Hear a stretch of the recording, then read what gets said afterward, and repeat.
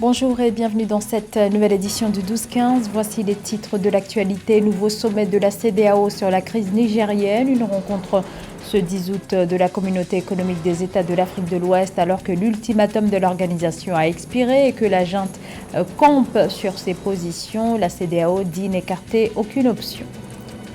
Une nouvelle constitution Centrafrique, le texte controversé qui a été approuvé par référendum, ouvre la porte à un nouveau mandat du président Faustin Archange Touadéra que l'opposition accuse de vouloir rester président à vie. Le Libéria met le cap sur la construction navale. Le pays ambitionne de participer à l'augmentation de la flotte mondiale.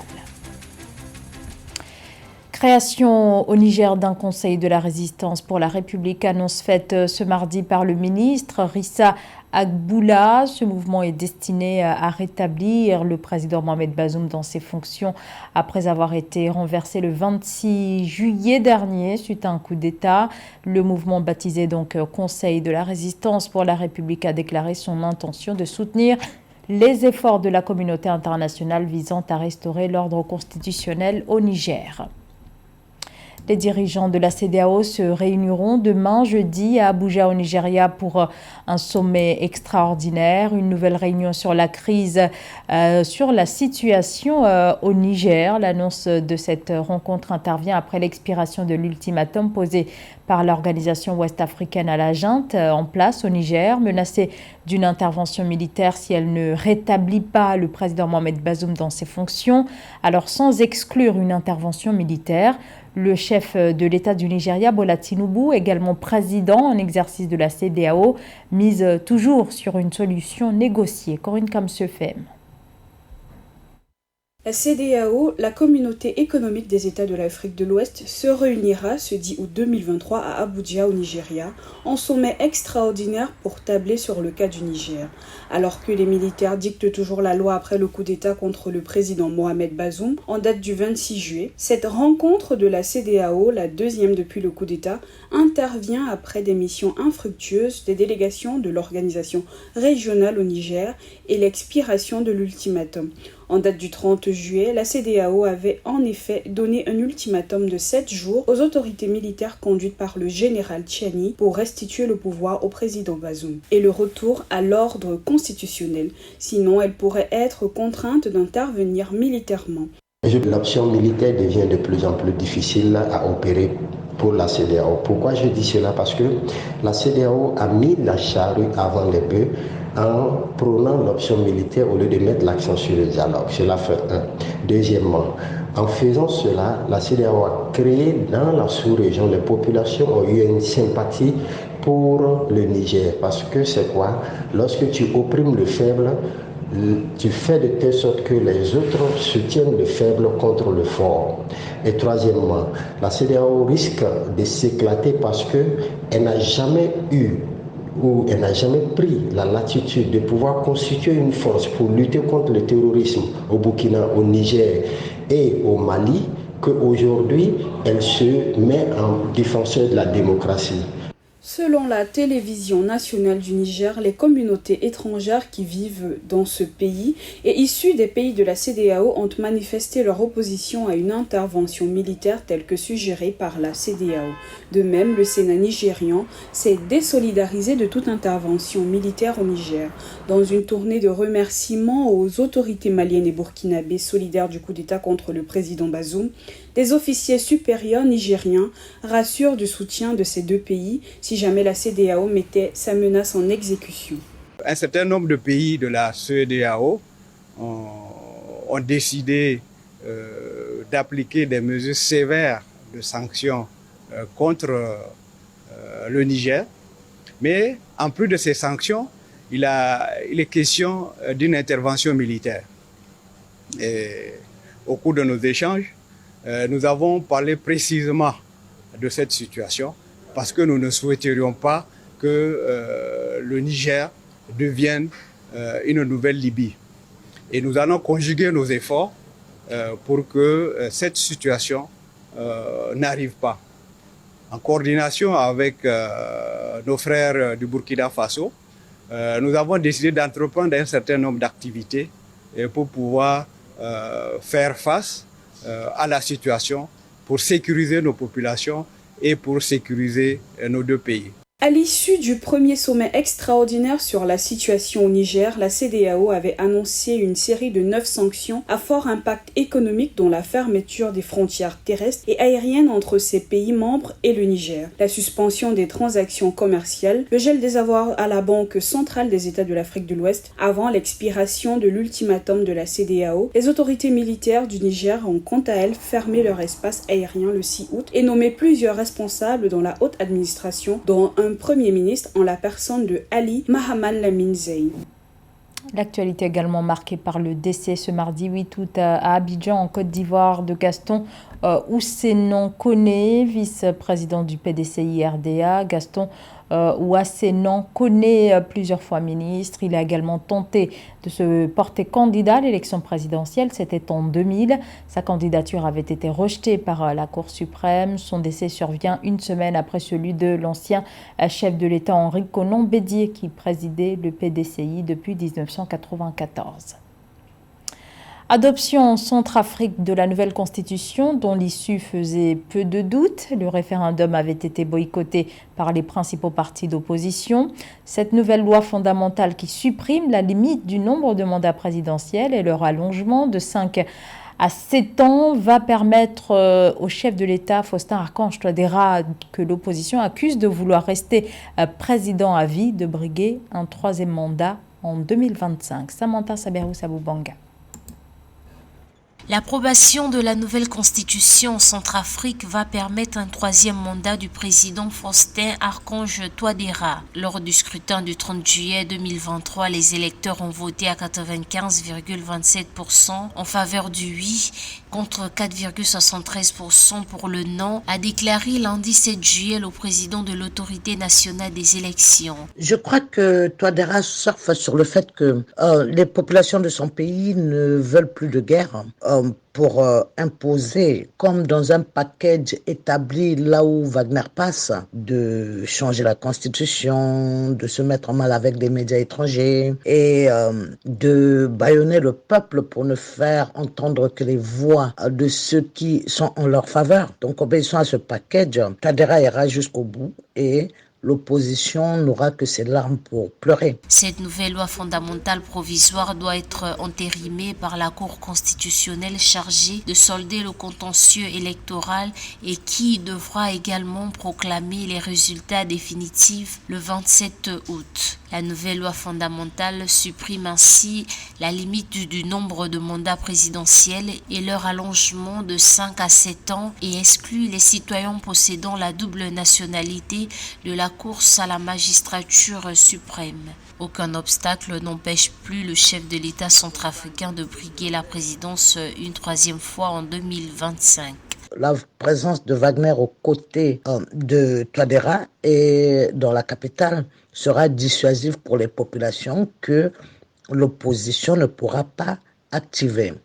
Point de vue développement, non, il n'y en aura pas. La Centrafrique est un pays qui a assez de ressources, mais qui ne se développe pas parce qu'il n'y a que les présidents en place qui s'enrichissent et ne tiennent pas compte de développer leur pays et leur peuple. Voilà.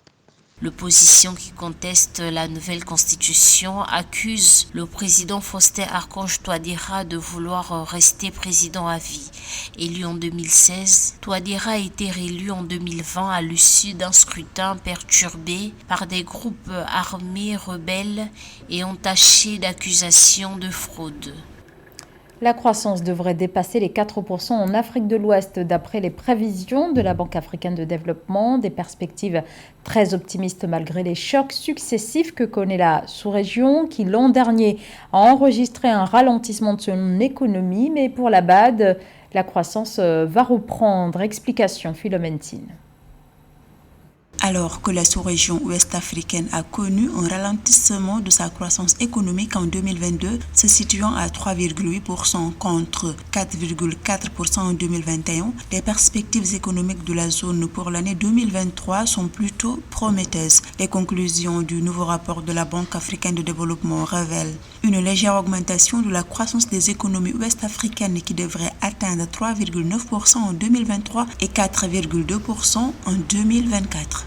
C'est une croissance qui est assez importante, notamment pour les pays d'Afrique de l'Ouest, d'autant qu'on sait que le contexte mondial avec l'épidémie fait qu'aujourd'hui les croissances sont assez molles. Donc je pense que le contexte est intéressant et les perspectives sont intéressantes et les projections aussi seront intéressantes. Donc je pense que, en tout cas, pour se projeter sur 3 à 4% est assez intéressant, en espérant aussi que les années futures avec le retour de la calmie permettra d'avoir encore une meilleure croissance. Selon l'ABAD, la croissance régionale reposerait sur le dynamisme des secteurs de l'agriculture, de l'industrie et des services, entre autres. Cette croissance serait notamment portée par les économies à faible intensité de ressources telles que le Cap-Vert, le Togo, le Sénégal, la Guinée-Bissau, le Bénin, la Gambie et la Côte d'Ivoire, et par quelques autres pays à forte intensité de ressources. Mais le défi majeur pour les économies de l'Afrique de l'Ouest reste surtout le défi de l'inclusivité. Comment faire pour que cette croissance bénéficie à toutes les populations, et aussi le défi de la diversification de l'économie. Comment faire pour que nos économies deviennent de plus en plus résilientes, deviennent de plus en plus industrialisées, afin de diversifier les emplois, afin de permettre aux populations vraiment qui n'ont peut-être pas accès à certains diplômes de pouvoir accéder à des emplois décents et avoir accès à des revenus. Donc je pense que c'est surtout ça les défis sur lesquels on attend nos économies ouest-africaines. Les économies ouest-africaines doivent faire face à d'importants défis. La transformation impulsée par la croissance démographique coïncide avec les effets du changement climatique, mais surtout les crises socio-politiques. L'économie bleue, l'Afrique y voit l'avenir du continent. En effet, avec 38 États côtiers et insulaires en Afrique, cette économie est amenée à jouer un rôle essentiel dans la transformation structurelle du continent, mais à condition d'y mettre les moyens. Le Libéria est l'un des pays qui tente de se positionner dans cette économie maritime, notamment dans le domaine de la construction navale. Nathalie Moore. 5052 navires battant pavillon libérien naviguent à travers le monde en 2023. Cette statistique rendue publique par l'agence de presse officielle du Libéria révèle que le pays détient désormais le plus grand registre maritime au monde. Les bâtiments libériens représentent désormais 16% de l'ensemble de la flotte mondiale selon des données officielles. Nous avons plus de 5000 navires. Le gouvernement devrait continuer à élargir le registre et offrir aux Libériens la possibilité de se former et donc de travailler dans l'industrie. L'autorité maritime du Libéria a contribué à plus de 30 millions de dollars au budget national en 2023. Espérant d'importantes retombées économiques de son industrie maritime, l'État ouest-africain mise sur des incitations fiscales, mais aussi des lois strictes sur le contenu local pour l'essor du secteur. 80% des diplômés de nos centres de formation nationaux trouveront désormais un emploi dans l'industrie dans différents domaines. La gestion des navires est un domaine dans lequel nous devrions inciter les Libériens à s'impliquer. Nous continuerons à le faire. Le Libéria répond d'une longue histoire de construction maritime. Au milieu du 19e siècle, le pays possédait une flotte de 300 voiliers, exclusivement libériens. Avec une flotte jeune de 12,6 ans en moyenne, le Libéria a renforcé sa réglementation en matière de construction maritime en 2023, fixant à 5 ans les certificats de sécurité de construction assortis de contrôles de fonds obligatoires tous les 18 mois. Retour maintenant sur la fin des championnats d'Afrique de boxe qui se sont tenus à Yaoundé au Cameroun. Des championnats qui ont duré une dizaine de jours. Au classement final, le Maroc prend la tête avec 13 médailles. On retrouve ensuite la République démocratique du Congo et l'Algérie. Les précisions dans ce reportage de Séverin Doucu. Une victoire camerounaise pour mettre un terme au 20e championnat d'Afrique élite de boxe qui s'est tenu du 26 juillet au 5 août 2023 à Yaoundé. Armé de détermination, le boxeur camerounais Serge Mvogo a remporté la médaille d'or dans la catégorie des plus de 92 kg. Il a contraint son adversaire, le Seychellois Agnès Kedji Adams, à l'abandon au début du deuxième round. Monsieur, je suis le meilleur et je dois prendre cette médaille d'or. C'était mon objectif premier. Je travaille sur plusieurs bases. Ça dépend de l'adversaire qui est en face. Ouais. La compétition a été largement dominée par les Marocains qui ont remporté au total 13 médailles, dont 8 en or, avec les victoires de Khadija El Mardi, sacrée championne d'Afrique, ou encore celle de l'ancien champion du monde chez les moins de 69 kg, Mohamed Rabi, qui s'est adjugé la médaille d'or des poids super moyens dans la catégorie des moins de 75 kg. Très attendu, Karamba Kébé, boxeur sénégalais, médaillé d'or au championnat d'Afrique de la zone 2 à Diamniadio en mars 2023, a perdu en finale contre le Nigérian Olaore Adams dans la catégorie des 92 kg. Sur tous les autres combats, il m'a montré qu'il n'était pas mobile, mais je pense qu'avec son entraîneur, ils ont travaillé ça, et c'est ce qui nous a empêché un peu de l'attraper. Je suis pas quelqu'un qui abandonne. Je vais revenir et je me qualifierai pour Tokyo si Dieu veut. C'était un match difficile, je ne sais pas quoi dire aujourd'hui. C'était un adversaire de taille, j'étais supérieur aujourd'hui, voilà. C'est ce que nous sommes venus faire, même s'il y a eu des fois des décisions contestables, mais on prend les choses telles qu'elles viennent.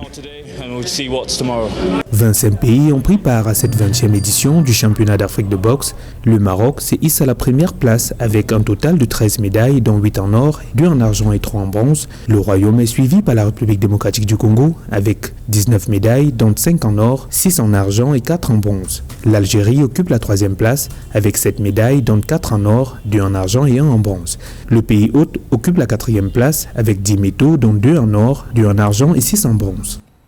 C'était le journal de la rédaction. Merci de votre fidélité. L'information continue sur Africa 24.